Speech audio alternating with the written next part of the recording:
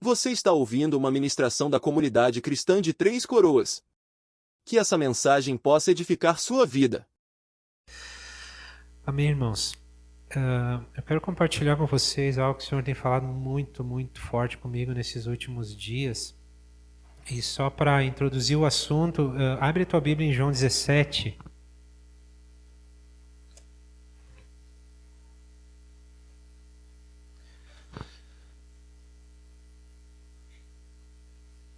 Ali nós temos a conhecida oração sacerdotal que Jesus fez. Ele orou por si mesmo, depois ele orou pelos discípulos que estavam com ele naquela ocasião e depois ele ora por todos os que ainda viriam a crer. E no versículo 21, a partir do 20, João registra essa oração e ele diz: "Não rogo somente por estes, mas também por aqueles que vierem a crer em mim, por intermédio da tua palavra, a fim de que todos sejam um, e como és tu, ó Pai, em mim e eu em ti, que sejam eles em nós, para que o mundo creia que tu me enviaste. Eu lhes tenho transmitido a glória que me tens dado, para que sejam um como nós somos. Eu neles e tu em mim, a fim de que sejam aperfeiçoados na unidade, para que o mundo conheça que tu me enviaste e os amaste, como também amaste a mim." Deus tem ministrado muito forte no meu coração nesses últimos dias a respeito de unidade, de comunhão e de unidade, mais especificamente sobre unidade. E eu quero gastar algum tempo agora, talvez algumas semanas ou talvez um pouquinho mais, para a gente voltar a esse assunto e permitir que o Espírito Santo alinhe o nosso coração ao coração do Pai com respeito à unidade que nós precisamos ter. Na verdade, a unidade, ela não é algo que nós podemos construir, é algo que nós devemos conservar, porque ela vem do Pai.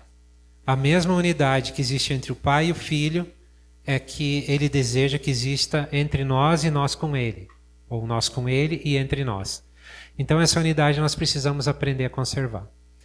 E Deus tem me levado ao arrependimento em algumas situações com respeito a isso, e eu quero começar a compartilhar a partir de hoje algumas coisas que o Senhor tem falado no meu coração nesse sentido, e espero que eu consiga, ou não é eu, mas que o Senhor coloque no coração de todos nós a mesma carga ou encargo que Ele tem colocado no meu coração nesse sentido.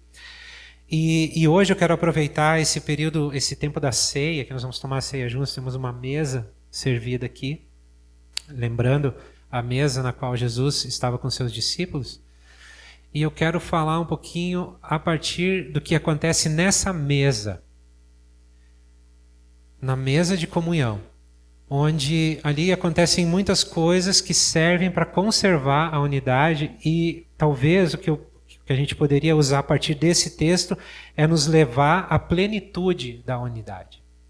Esse que é o grande desejo do coração de Jesus, a ponto de Ele orar pedindo isso ao Pai. Ele diz: eu não quero que... Talvez em outras palavras Jesus poderia dizer assim: eu não quero outra coisa, eu quero que eles sejam um, como eu e tu somos um, que eles sejam em nós, nós neles e eles uns com os outros. E eu quero então aproveitar esse período da ceia e olhar para a mesa de Jesus com os discípulos e a partir dessa mesa tirar algumas lições para nós. Algumas coisas que nós podemos encontrar ali. Normalmente a gente olha para a ceia e para aquilo que aconteceu ali durante a ceia, a gente foca, né, no partir do pão, no Jesus dando o cálice, falando a nova aliança. A gente foca nisso e eu vou falar disso também. Porém, tem muitas coisas ali que às vezes a gente não coloca o foco, mas que são lições que estão sendo dadas por Jesus naquele contexto de comunhão em torno de uma mesa. Então eu quero aproveitar esse dia para a gente conversar um pouco sobre isso. Se a gente for olhar a palavra, a gente encontra algumas ocasiões onde Jesus esteve à mesa com discípulos, à mesa com pecadores, e onde acontecem coisas tremendas. Teve uma ocasião onde ele havia ressuscitado Lázaro, e ele estava à mesa com Lázaro, com Marta, com Maria. De repente, Maria unge Jesus, unge os pés de Jesus com alabastro. E ali naquele momento, Maria estava glorificando o Senhor, exaltando o nome dele. Isso estava acontecendo aonde? Em que contexto? No contexto de comunhão na mesa. Teve uma outra ocasião onde Jesus estava na casa de um fariseu chamado Simão, e ele está ali com pecadores. De repente entra uma mulher que Simão considera a maior pecadora da cidade, talvez. A questão é que essa mulher, ela lava os pés de Jesus com as lágrimas, seca com os cabelos e depois coloca perfume. Onde é que aconteceu isso? No contexto de comunhão em torno de uma mesa. Eu penso que Jesus, ele ama esse contexto, ele ama esse cenário de estar à mesa com seus discípulos, com sua família e também com os pecadores, que foi o que Jesus fez. Ele até foi acusado pelos fariseus de se sentar à mesa com pecadores. Ele foi acusado, olha, quem é esse que se assenta à mesa com os pecadores e diz que é o Filho de Deus? Que coisa é essa? Que coisa estranha. Mas Jesus amava estar à mesa com as pessoas. E interessante que em Apocalipse 3, 20, quando ele traz uma palavra para a igreja de Laodiceia, Jesus ele chama a atenção deles, dizendo para eles: olha, vocês estão mornos, vocês não são quentes, vocês não são frios, e por estarem mornos eu estou a ponto de vomitar vocês. Mas aí ele faz um convite para aqueles pecadores que estavam mornos, eles precisavam ser renovados, precisavam ser aquecidos. E ele faz um convite. E vocês lembram qual foi o convite? Eis que estou à porta e bato. Se alguém ouvir a minha voz, abrir a sua porta, entrarei e cearei com ele. Onde é que se faz a ceia? A mesa. Jesus está pronto para entrar na vida de qualquer um de nós, tirar a mornidão, nos aquecer, assentar conosco em uma mesa e cear conosco. Então, isso me traz assim uma conclusão de que Jesus ama estar à mesa conosco. Ele ama estar à mesa com as pessoas. E eu quero usar então a mesa mais conhecida da palavra, que foi a mesa da Santa Ceia, da última ceia de Jesus antes de ele ser crucificado, e usar o que aconteceu ali naquela comunhão que Jesus esteve com seus discípulos antes de ser crucificado, e ali olhar para alguns aspectos que podem nos ajudar a manter a comunhão e a chegar a uma plenitude de unidade, que é a oração de Jesus. Em Lucas 22, eu vou usar o texto de Lucas, vou pegar um versículo de Mateus, que fala do mesmo assunto, e depois João, mas eu quero pegar como base o texto de Lucas, porque tem alguns detalhes bem importantes ali. Em Lucas 22, 14, depois que Jesus manda os discípulos preparar a ceia, que ali era a ocasião, era a Páscoa, diz no versículo 14: quando chegou a hora, Jesus e os seus apóstolos reclinaram-se à mesa. O reclinaram-se, na nossa cultura, seria o se sentar à mesa. A mesa deles era mais baixinha, então eles deitavam no chão, sentavam no chão, ficavam reclinados para perto da mesa, E então eles, chegando a hora, Jesus se sentou à mesa com os discípulos. E a partir dali começou a acontecer uma série de coisas que eu quero compartilhar agora. E eu quero trazer essa figura da mesa como um lugar de comunhão. Então, quando eu falar da mesa aqui, não pensa na mesa, aqui, esse objeto, com quatro pernas, esse material aqui, não é isso que eu estou falando. Estou falando do que acontece em torno dela. Quando a gente se encontra em comunhão, quando a gente está em comunhão uns com os outros. E olhando nesse aspecto, a gente vê que a mesa, ela é um lugar seguro para abrir o coração, para falar dos sentimentos. No versículo 15, nós vemos Jesus fazendo isso. Ele diz: eu desejei ansiosamente comer essa Páscoa com vocês antes de sofrer. Vocês já pararam para pensar o que se passava na alma de Jesus nesse momento que ele estava sentado à mesa com os discípulos? Sabendo que ele iria sair dali, iria para o Getsêmani, onde ele ia orar, a ponto de estar tão angustiado de sair sangue dos poros dele, né? De logo em seguida ser abandonado por todos os seus discípulos. Ele sabia que isso iria acontecer, porque a palavra profética falava que seria assim. Ele sabia que ia passar por uma sessão de tortura terrível, ele sabia que iria para uma cruz, ele sabia de tudo isso. Com isso tudo no coração, com isso tudo latejando na alma, porque a gente nunca pode esquecer que Jesus era homem, era Deus, mas era totalmente homem naquela ocasião. Com tudo isso latejando na alma dele, ele se assenta à mesa com os discípulos e disse assim: eu desejei muito estar com vocês antes de sofrer. Ele pode não ter falado ali do que viria a ser o sofrimento, mas isso estava borbulhando dentro de Jesus. E ele encontrou na mesa um lugar seguro para falar sobre esse assunto. Isso nos ensina que a mesa é um lugar seguro, a comunhão é um lugar seguro. Precisamos procurar pessoas e irmãos que nos dão essa segurança de poder abrir o nosso coração, de falar dos nossos sentimentos, de falar aquilo que nos incomoda, aquilo que nos alegra, de ser transparente. Jesus era assim, foi assim, ensinou os discípulos a serem assim. A mesa também é um lugar de firmar compromissos. No versículo 17, diz que Jesus, recebendo um cálice, deu graças e disse: tomem isto e compartilhem uns com os outros, pois eu lhes digo que não beberei outra vez do fruto da videira até que venha o reino de Deus. Parece uma coisa simples, mas quando a gente pensa que Jesus ele firma um compromisso com os discípulos. E que compromisso foi esse? Eu estou tomando essa ceia com vocês e só vou fazer isso de novo no reino de Deus, quando vier o reino.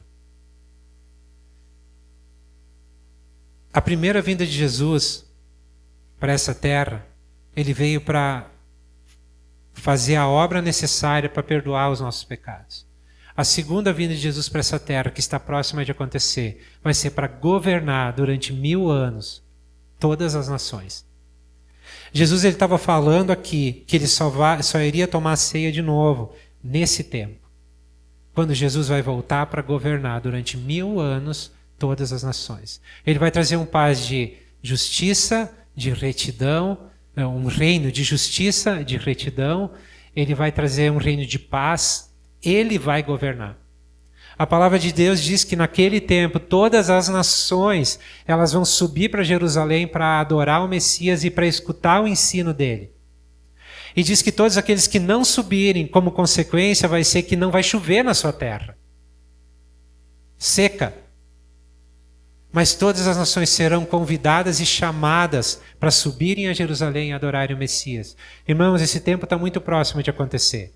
Muitas coisas ainda vão acontecer antes dele, mas ele está muito próximo de acontecer. E Jesus firma um compromisso com esses discípulos de que ele vai tomar a ceia somente naquele dia de novo. Um texto de Isaías 25, eu só vou ler um versículo aqui, 25:6, que diz: o Senhor dos Exércitos dará nesse monte um banquete para todos os povos. Será um banquete de carnes suculentas e vinhos envelhecidos, carnes suculentas com tutanos e vinhos envelhecidos bem clarificados. Existe uma promessa de um reino futuro, de um reino que vai ser estabelecido nessa terra, do qual Jesus vai ser o rei, o Senhor, o rei dos reis, o Senhor dos senhores. E ele promete, ele faz uma promessa em que contexto? À mesa com os discípulos. Ele se compromete com ele à mesa com os discípulos. Então a mesa é um lugar de firmar compromissos, como também de firmar alianças. Seguindo o texto, no versículo 19, antes disso, o fato de Jesus prometer para eles que iria tomar novamente do fruto da videira somente no reino, para mim, traz uma grande esperança e uma certeza de que o reino virá. Porque Jesus prometeu. Amém? O reino virá. Ele prometeu. A mesa também é um lugar de firmar alianças. No versículo 19 diz que Jesus toma o pão, deu graças, partiu e deu aos discípulos dizendo: isso é o meu corpo dado em favor de vocês, façam isso em memória de mim. Da mesma forma, depois da ceia, tomou o cálice dizendo: este cálice é a nova aliança no meu sangue derramado em favor de vocês. Jesus ele iria logo em seguida, na prática, firmar essa aliança. Uma aliança que seria firmada entre o Pai e o Filho, e na qual nós iríamos depois, pela fé, ser incluídos. E essa aliança foi chamada de nova aliança.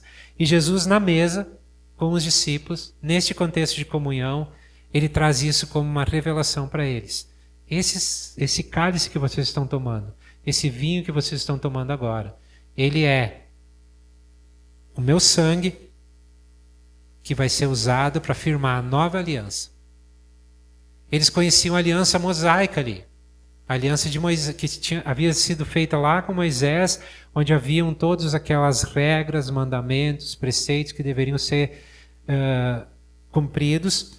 E Jesus estava falando de uma nova aliança que iria ser firmada. Só que essa nova aliança ela não seria firmada com derramamento de sangue de animais, porque toda aliança precisava ser firmada com derramamento de sangue. Mas a nova aliança foi firmada com derramamento do sangue do Cordeiro de Deus, do Filho de Deus. Aonde Jesus traz isso, onde Jesus revela isso para os discípulos, no primeiro lugar que ele revela isso para os discípulos, e depois na prática na cruz, é no contexto de comunhão, na mesa. Jesus já havia falado em outros momentos que ele teria que morrer, iria ressuscitar. Os discípulos não entenderam isso. E agora ele toca no mesmo assunto de novo. A comunhão na mesa é um lugar de firmar alianças. Jesus firma aliança com seus discípulos e ele nos ensina a firmar alianças uns com os outros. Na mesa, junto com os irmãos, nós usufruímos da aliança que Jesus firmou com o Pai e na qual ele nos incluiu. Irmãos, hoje, se alguém de nós anda por aí se sentindo culpado, rejeitado, condenado por Deus, é porque ainda não está debaixo da nova aliança. A nova aliança é para todos e o que é necessário para entrar nela é crer. Jesus derramou o sangue dele por todos e o que nós podemos fazer para usufruir dessa nova aliança, entrar para dentro dessa nova aliança com Jesus, é crer. É crer. A mesa, a comunhão em torno da mesa é um lugar de exercitar nossa fé. É um lugar de nós crermos naquilo que Jesus falou. Em crer que aquilo que a Bíblia diz, ela realmente quer dizer. E viver de acordo e dirigido por ela.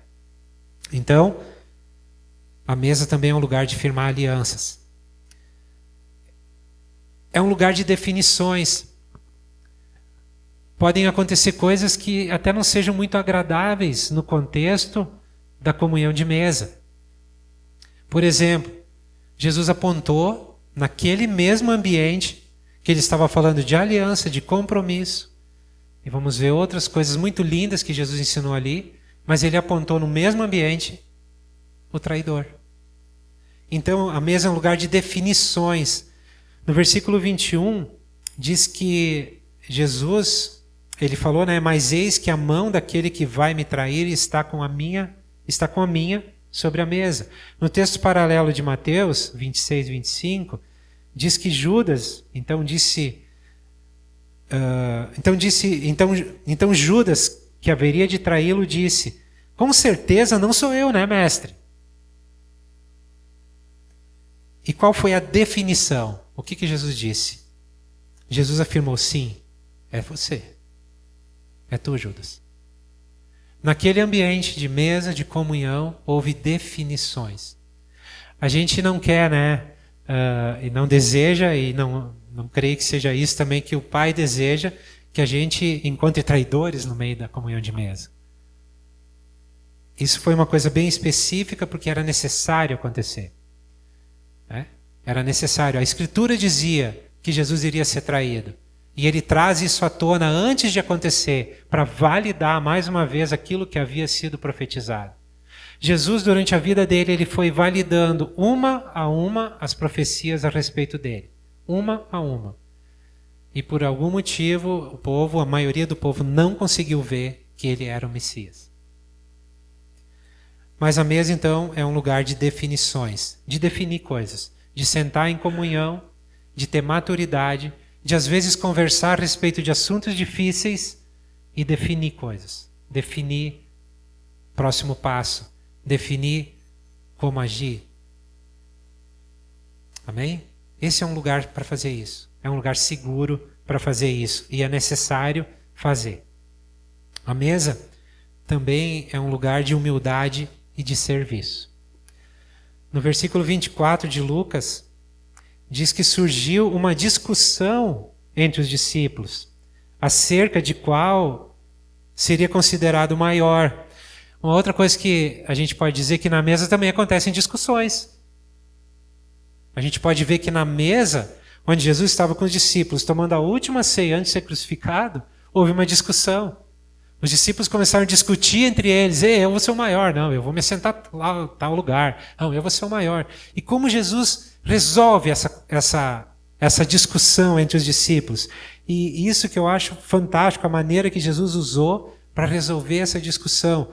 E aí, se tu quiser, tu pode abrir o texto de João 13, que dá um pouco mais de detalhes do que Jesus fez. Em Lucas, fala do que ele falou, a correção que ele trouxe, o que ele falou sobre o servir. Mas em Lucas existe mais do que palavra, existe uma atitude de Jesus, em João 13, existe mais do que palavra, existe uma atitude de Jesus registrada que precisa nos nortear, irmãos. 13:1 diz: um pouco antes da festa da Páscoa, sabendo Jesus que havia chegado o tempo em que deixaria este mundo e iria para o Pai, tendo amado os seus que estavam no mundo, amou-os até o fim. Estava sendo servido o jantar e o diabo já havia induzido Judas Iscariotes, filho de Simão, a trair Jesus.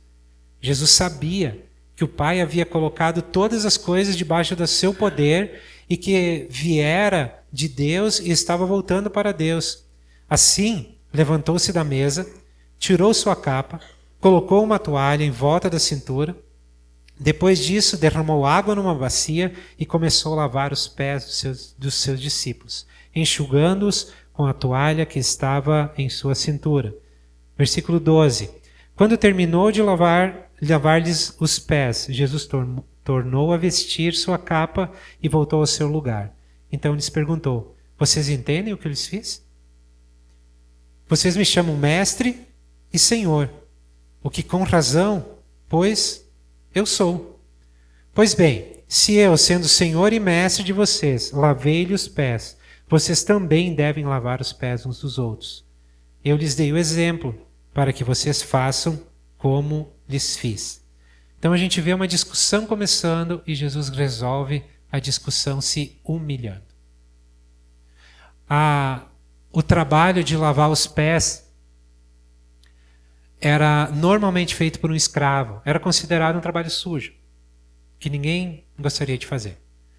Então os escravos eram chamados para lavar os pés, para que a pessoa pudesse entrar na casa, se sentir limpa, à vontade, sentar à mesa e tomar as refeições.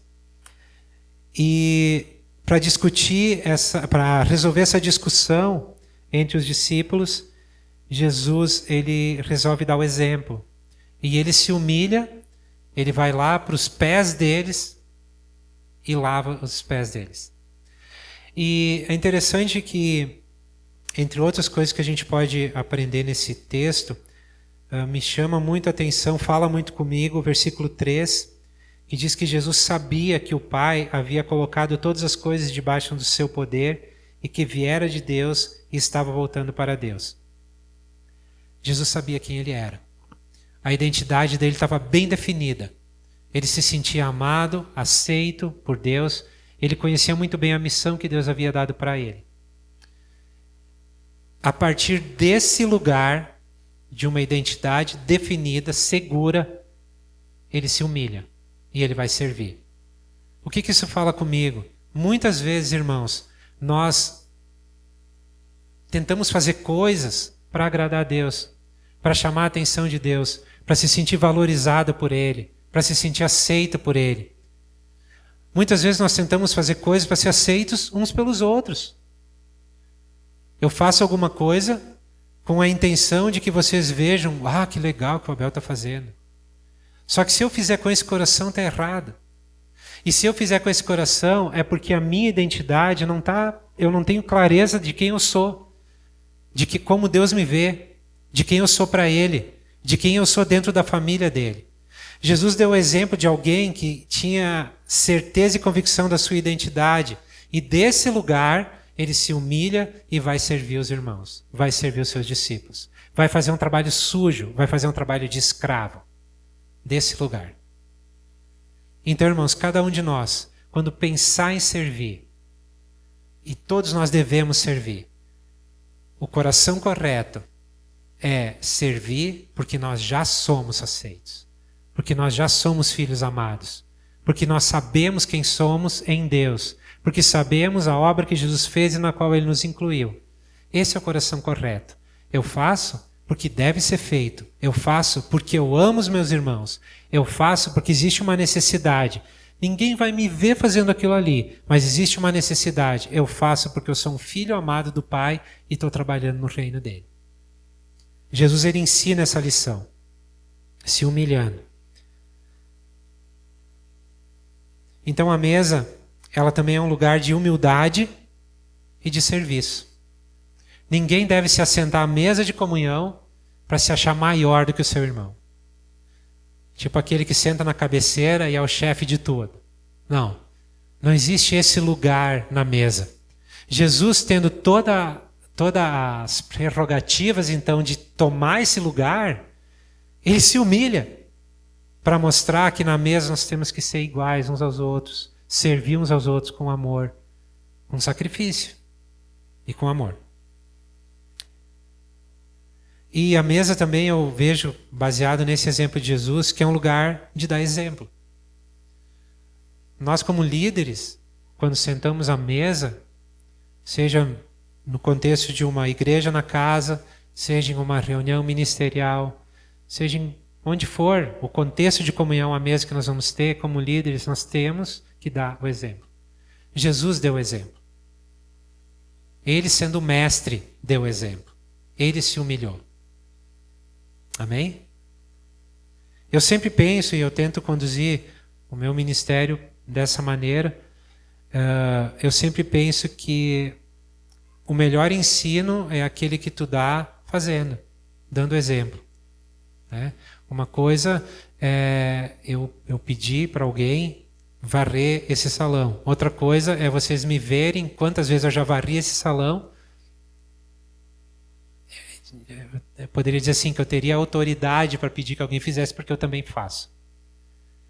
Para mim, a pior coisa, no sentido de liderança, é tu mandar fazer os outros fazer o que tu mesmo não quer fazer. Então, a gente precisa guardar o nosso coração disso. Isso faz parte também de se humilhar. E às vezes isso é bem difícil. Às vezes a gente faz coisas que não gostaria de fazer, mas porque precisa ser feito. E Jesus deu esse exemplo. Eu creio que Jesus não foi agradável para ele sentar aos pés dos discípulos e lavar aqueles pés chulezento, cheio de pó, de sujeira. Não foi agradável, mas ele fez para dar o exemplo. Precisava ser feito para que eles entendessem do que ele estava falando. A mesa também é um lugar de exortação. Quando a gente segue o texto, a gente vê Jesus falando com Pedro, especificamente com Pedro, com Simão. Ele diz: Simão, Simão, Satanás, no versículo 31, Satanás pediu vocês para peneirá-los como trigo, mas eu orei por vocês, para que a sua fé não desfaleça. E quando você se converter, fortaleça os seus irmãos. Mas ele respondeu: estou pronto para ir contigo para a prisão e para morrer. Respondeu Jesus: eu lhe digo, Pedro, que antes que o galo cante hoje, 3 vezes você negará que me conhece. Então, a mesa, o contexto do relacionamento e da comunhão na mesa, é um lugar de, com amor, exortar uns aos outros. A palavra exortação, ela também vem em direção a animar. Jesus aqui estava animando a Pedro para não desfalecer. Não era uma correção nesse sentido. Ele estava animando Pedro. Olha, vai acontecer algo aí. eu orei por ti, fica firme, tá, Pedro? Então a gente precisa aprender com carinho a exortar uns aos outros, animar uns aos outros e também corrigir uns aos outros. O contexto da mesa, do relacionamento, em torno de uma mesa, é um contexto também, quando a gente é sincero, transparente, e a gente tem esses vínculos de amor bem firmados e fortalecidos entre nós, que isso também é uma construção, a gente chega no ponto de poder olhar para o irmão, ou ele olhar para nós e dizer, tu está errado nisso. Tu precisa te arrepender nisso, tu não está andando de acordo com a palavra, como a palavra diz. E nesse contexto, quando nós somos corrigidos, a gente precisa entender que isso é amor. E se levantar daquele lugar feliz da vida, porque Deus nos amou a tal ponto de usar um dos nossos irmãos para nos trazer de volta para o trilho.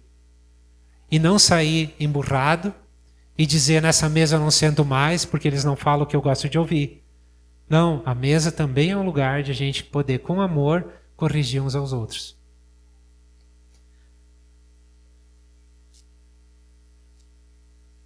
E por final, claro que existem tantos outros aspectos que a gente poderia buscar, mas eu quero falar desses hoje. Por último, a mesa é um lugar de revelação de Jesus. Em Lucas 24, depois que Jesus havia ressuscitado, a palavra nos relata que 2 discípulos estavam indo para Emaús. E Jesus encontra eles no caminho para Emaús. E quando ele encontra eles, ele vê que eles estão conversando e estão tristes, chateados com alguma coisa. E Jesus sabia, lógico que era, né? Mas ele chega e pergunta, o que aconteceu? E é interessante que a resposta de um deles foi, por acaso tu é o único que não sabe o que aconteceu em Jerusalém nesses dias? E aí eles falam o que aconteceu. E aí Jesus, ele começa lá por Moisés. E ele vem falando, entrando pelos profetas. E vem falando tudo que precisava acontecer com o Messias, como Filho de Deus. Ele foi trazendo ensino, palavra, mostrando para eles que aquilo que havia acontecido precisava acontecer. Mas até aí tudo bem, eles ouviram e eles talvez foram relembrados de algumas coisas, mas eles sabiam daquilo. Aí eles chegam, estava anoitecendo, eles chegam na casa que eles iriam ficar e convidam Jesus para entrar. E aí acontece algo extraordinário.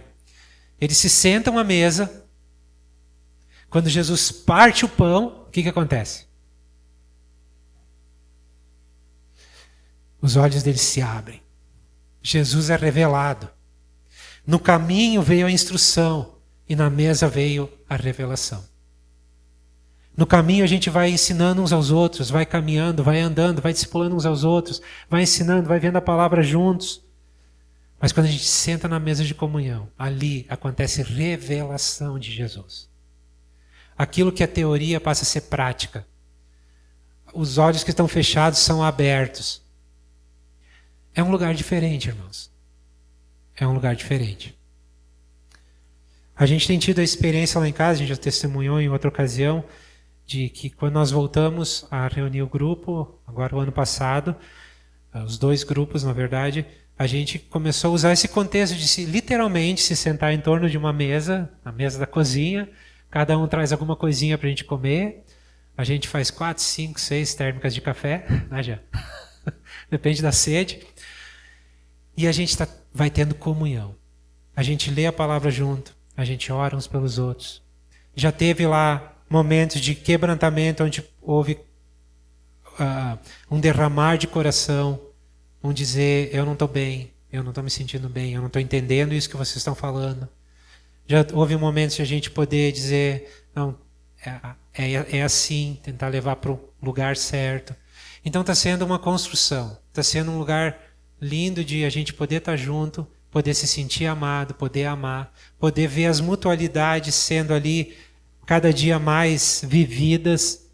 E é porque nós estamos vivendo nesse contexto de comunhão à mesa, é que a gente começa a ter liberdade de falar coisas que a gente não tinha liberdade antes. De poder dizer, tu me magoou, tu me entristeceu, de poder dizer, me perdoa, eu te magoei, eu te entristeci. É porque o relacionamento se afinou a tal ponto de nós nos sentirmos um, é que isso é possível. Quando Jesus ora em João 17 e clama a Deus para que nós sejamos um, para que nós sejamos levados a uma unidade perfeita, a uma unidade plena, a plenitude da unidade. Isso é muito, muito importante, irmãos. Jesus ele não estava jogando palavras ao vento, ele estava falando de algo que vinha do coração dele, de uma necessidade que ele via para nós vivermos, para que os discípulos que viriam depois pudessem viver e expressar o reino, expressar o amor de Deus e levar outras pessoas a crerem em Deus. Porque é interessante que na grande comissão a gente sempre foca Mateus 28. Ide por todo mundo, fazer discípulos em todas as nações, batiza em nome do Pai, do Filho e do Espírito Santo, ensina eles a guardar todas as coisas que eu vos tenho ensinado. E eis que estou convosco todos os dias, até a consumação dos séculos. Então a gente tem muito em vista o ide. Mas aqui também fala da grande comissão. Ele diz, quando vocês forem um, o mundo vai crer que eu sou o Filho. Isso é grande comissão. Então, irmãos, nós não conseguimos construir unidade. A unidade ela não se constrói em torno de um evento, em torno de... Não é isso que constrói a unidade. Ela já existe. A unidade perfeita está entre o Pai, o Filho e o Espírito Santo. E Jesus disse, eu quero que eles sejam um conosco como nós somos um. Então nós fomos colocados para dentro de uma unidade que é perfeita. Qual é a nossa parte? É preservar essa unidade. É sentar em torno de uma mesa. É buscar comunhão. É praticar essas pequenas coisas aqui que a gente viu hoje, que Jesus praticou e nos ensinou, para andarmos em direção a uma unidade plena. Aqui, nessa era, a gente vai ter muita discordância. A gente vai ter muitas coisas que não vai concordar um com o outro. E Deus falou muito forte comigo nesses últimos dias de que a maior dificuldade que nós especificamente temos com respeito à unidade não tem a ver com não querer a mesma coisa, ou não pensar a mesma coisa, ou não desejar a mesma coisa. Tem a ver com estar no lugar errado. Tem a ver com Deus me deu um dom para atuar nesse dom, só que eu estou num lugar errado e eu não consigo viver esse dom. Eu não consigo praticar, eu não consigo me expressar. E ali há uma ruptura. Porque eu faço na minha força, eu não consigo viver algo pleno, eu não consigo viver algo que me leva a uma satisfação em Jesus de que eu estou fazendo o que é correto. E ali há uma ruptura. Quando cada um de nós encontra o seu lugar no corpo, baseado também no dom que recebeu de Deus, nos talentos que recebeu de Deus, nós vamos caminhar, irmãos, eu não tenho dúvida nenhuma, a passos largos para essa plenitude de unidade que Jesus tanto orou por nós. Eu quero compartilhar mais a respeito disso em outras ocasiões que a gente vai falar, porque o Senhor tem ministrado muito forte, começando por mim, e eu sou muito assim, eu amo muito quando eu posso compartilhar com vocês algo que já aconteceu comigo, e isso está acontecendo comigo. Então, eu quero continuar compartilhando nos próximos dias algo a esse respeito. Mas hoje, eu pensei em trazer o que Deus tem ministrado comigo, ensinado para mim, no que diz respeito à comunhão em torno de uma mesa. Eu quero que os irmãos da música venham agora, a gente vai tomar a ceia, podem vir já, mas antes disso, eu quero te pedir uma coisa. Eu acho que a maioria de nós aqui já está em uma comunhão de mesa. Talvez lá na igreja, na casa que tu está te reunindo, talvez não tem nem espaço na cozinha para reunir todos em torno de uma mesa. Tá? Se tiver, tenta fazer, é bem legal. Legal mesmo. Não sei porquê, mas é diferente. Mas a questão não é o móvel, a questão é o que acontece em torno dele. Então, se tu ainda não tem um lugar desses de comunhão com os irmãos, talvez tu já teve e não tem mais. Se tu não tem, procura ter. Se tu não sabe como fazer, vem falar comigo, vem falar conosco, a gente vai te ajudar. Tem alguns grupos já acontecendo. Mas uma outra maneira que é bem legal é, quem sabe, tu já tem muito conhecimento da palavra de Deus e tu não está ainda num contexto de comunhão assim. Tu pode buscar um grupo, ou tu pode simplesmente buscar um outro casal, uma outra pessoa e começar algo. Começar algo. Sentar junto, orar junto, ler a palavra junto, ouvir o Espírito Santo junto, viver as mutualidades. É para cada um de nós, é para nós. Irmãos, quando a gente se priva de não estar num lugar desses, a gente está perdendo, e perdendo muito. Perdendo muito. A gente precisa disso. Nós fomos criados para viver em comunidade. Nós não fomos criados para viver sozinhos. E eu digo mais, a vida cristã é impossível de ser vivida sozinho. Porque é um caminho que a gente anda junto, não sozinho. Jesus ele fez sozinho um caminho até a cruz, para que depois da cruz nós pudéssemos fazer o restante do caminho juntos, ligados uns com os outros. Ele foi sozinho para a gente poder estar junto. Então a gente precisa aproveitar essa oportunidade. Nós vamos trabalhar muito esse ano a volta da essência da igreja na casa. Eu já escutei algumas pessoas dizer, não, ninguém que está aqui, até que não vem, me diz assim, que pena que é tão ruim de chegar lá na sede de vocês. A estrada é tão ruim. E realmente é. É horrível. Então como é que eu vou ganhar aquela pessoa? Levando ela para minha casa. É convidando ela para a comunhão da mesa da minha casa. Lá no meu pequeno grupo. E eu quero te incentivar. Irmãos, nós sempre fomos uma igreja que teve uma visão missionária, uma visão de ganhar almas. E nós precisamos voltar a ter isso. Isso sempre correu na nossa veia. E nós precisamos resgatar isso com muita força. E o melhor lugar para fazer isso é trazendo as pessoas para um contexto de comunhão em torno de uma mesa. Assim como Jesus fazia. Não foi assim que ele salvou a vida de Ananias? Foi convidando ele para uma mesa. Na verdade, Jesus se convidou para a casa dele. E ali houve arrependimento, houve perdão de pecados e hoje houve salvação. Jesus disse hoje houve salvação nessa casa. Aonde? Em torno da comunhão de uma mesa. Então eu quero te animar a olhar para esse aspecto. Lê de novo todo o texto de Lucas. Lê lá em Mateus 26, que fala também. Lê em João 13, que fala também. Deixa o Senhor ministrar isso no teu coração. É tão importante. Eu sei que todos que já estão vivendo isso, já estão experimentando um pouco, mas eu quero te encorajar a experimentar mais, porque não tem limite para aquilo que Deus quer fazer quando nós estamos uns com os outros. Lembra, vamos ter isso em mente esse ano? Jesus orou para que nós fôssemos levados para a plena unidade, para a unidade perfeita. Vamos concordar com Jesus nesse sentido? Vamos caminhar para esse lugar? Vamos fazer a nossa parte para preservar a unidade.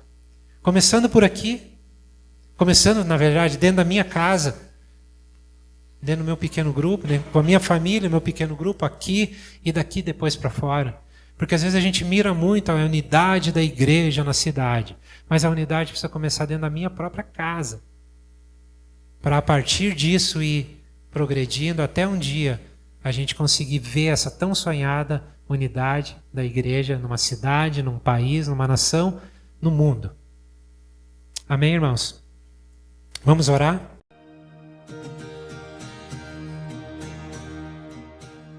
Você acaba de ouvir uma de nossas ministrações.